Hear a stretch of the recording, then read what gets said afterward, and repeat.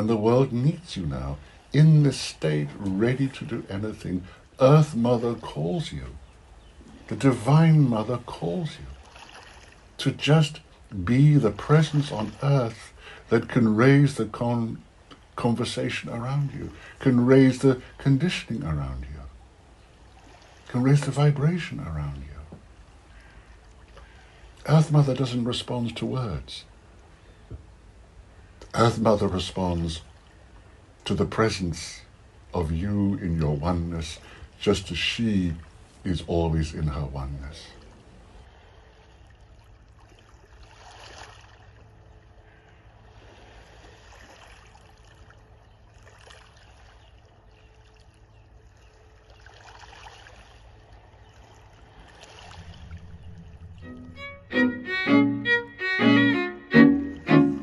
Hello everyone, an especially warm welcome to you. I'm talking to you from the Greek island of Patmos, one of my favorite places on the whole planet, if not the favorite place. And it was here that the Apostle John, the disciple, the apostle of love, was exiled, and in a cave just a short distance from where I'm speaking to you, he received the message from God that was the book of Revelation, sometimes called the Apocalypse of John.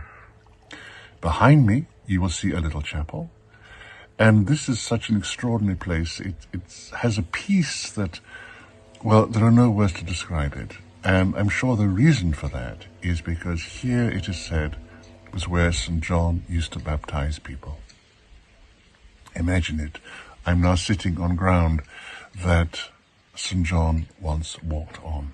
And the peace here is, it's so beyond words to describe.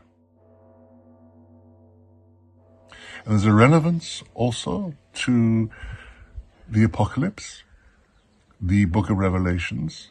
It's a text that people are still trying to understand.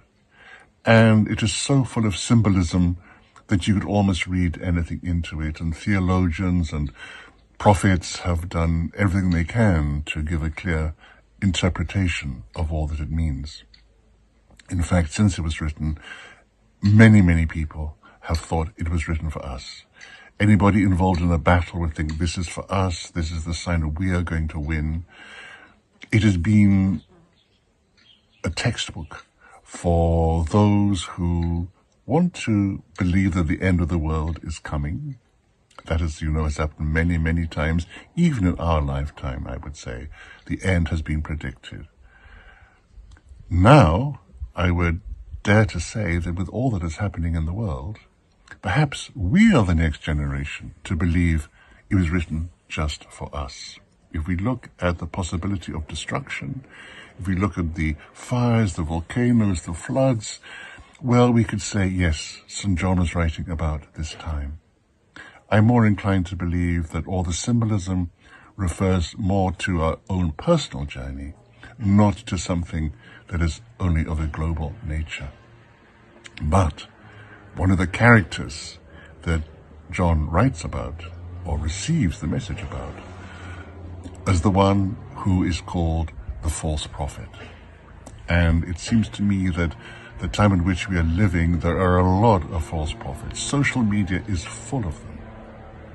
And the false prophets are those whose task is seen to be to divide, to separate countries, families, to create tension, to create mistrust. And our challenge now must be to not be seduced by the message of these false prophets who want to draw us into one belief or another.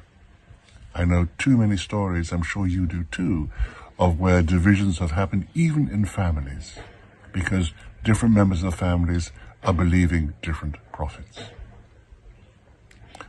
Now, I believe it's so important that we can see through this and we choose instead to follow the message of truth, which, as St. John states, will lead to a new heaven and a new earth. I hope so much you will also enter into that state of peace.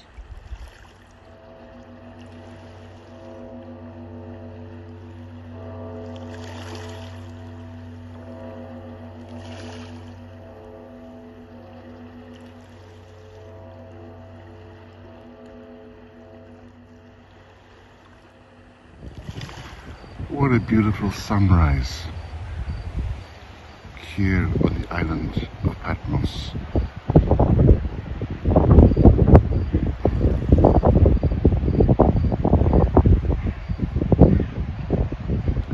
A new day.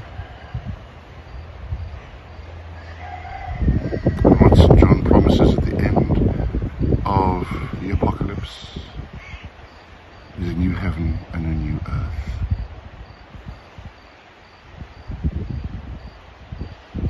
The purpose perhaps for our life now, the consummation of all things, a new heaven